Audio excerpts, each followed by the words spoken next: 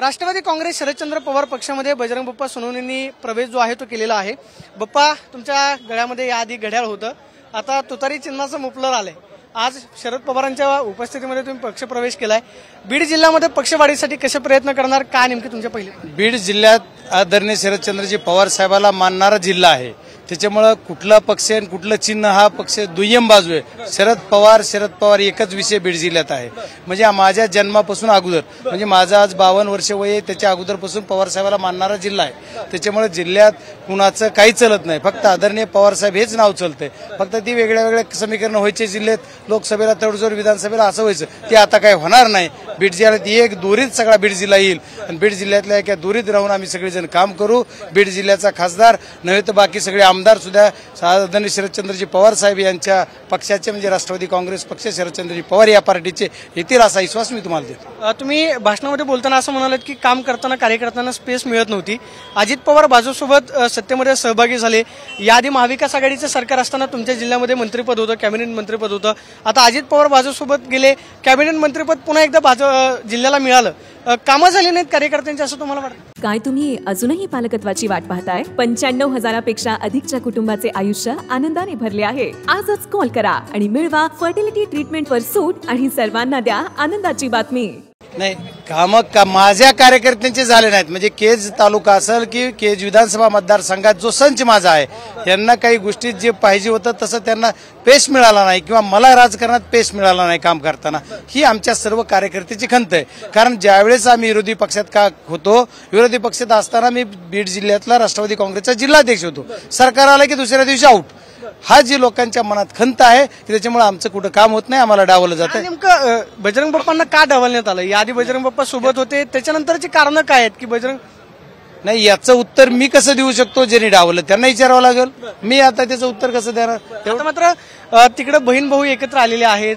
ज्याआधी तुम्ही ज्यांच्या विरोधामध्ये निवडणूक लढवलेली होती, आधीचे तुमचे सहकारी आता त्यांच्या बरोबर गेलेत, काय फरक पडेल जिल्ह्यामध्ये? मी आता पण बोलताना सांगितलं की मला ज्या 5,09,817 लोकांनी मतदान केलं, त्यांचा स्वाभिमान जागृत ठेवण्यासाठी आणि त्यांच्या सर्व गोष्टीला आपल्याला सन्मान करण्यासाठी मी हा निर्णय घेतलेला आहे। बीड जिल्हा कुणाच्या पाठीशी उभे राहील, शरद पवारांच्या की बहीण भावांच्या? बीड जिल्हा हा शरदचंद्रजी पवार साहेब यांच्याच पाठीमागे उभारणारा जिल्हा आहे आणि ती त्यांनी वेळोवेळी दाखवून दिलेला आहे।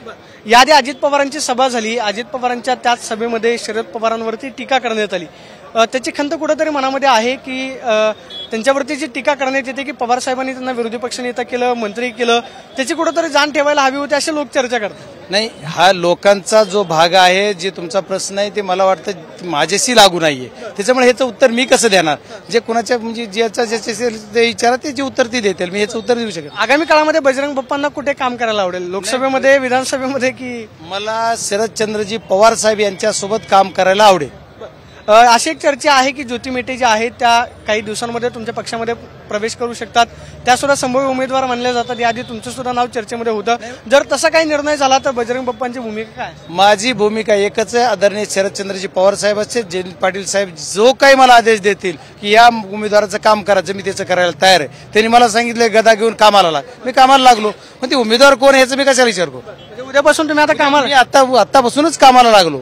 मी आज प्रवेश केला, मी तसा थोडासा कामाच्या बाबतीत काय आहे लोकांना माहित आहे, त्याच्यामुळे त्याची काही चिंता करू नका। मी कामाला लागलेलो आहे, मी गदा बी घेतो आणि गद्यानं बरोबर काम बी करून देतो, त्याच्यामुळे काळजी करू नका। उमेदवार कोण आहे तो पवार साहेब ठरवतील, जयंत पाटील साहेब ठरवतील, तो माझा विषय नाहीये। उमेदवार मी असेल, आणखी कुणी असेल, मला कोणाचं नावही घ्यायचं नाही। उमेदवार हा विषयच नाही आमच्यासाठी शरदचंद्रजी पवार साहेब आणि त्यांच्या पक्षाचं चिन्ह तुतारी। ह्या तुतारीला एवढे मतं होणार की बीड जिल्ह्यात इथून मागे कधीच झाले नाही तेवढे मतं होणार। तुम्ही बोलताना असं म्हणालात किंवा जयंत पटेल असं म्हणाले की शरद पवार गाडीत बसल्यानंतर कदाचित तुम्हाला फोन यायला सुरुवात होतील, त्याची भीती आहे मनामध्ये की काय?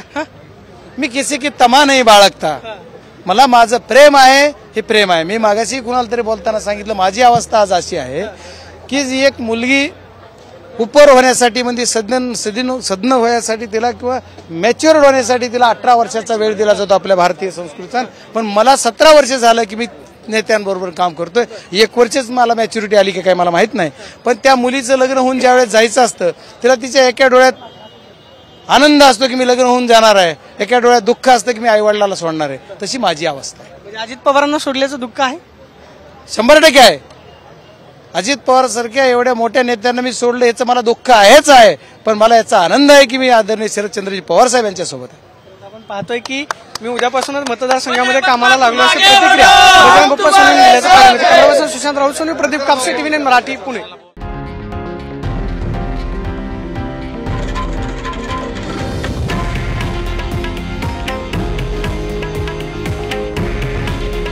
हे आहे देशातील नंबर 1 न्यूज नेटवर्क आणि आपण पाहत आहात TV9 मराठी.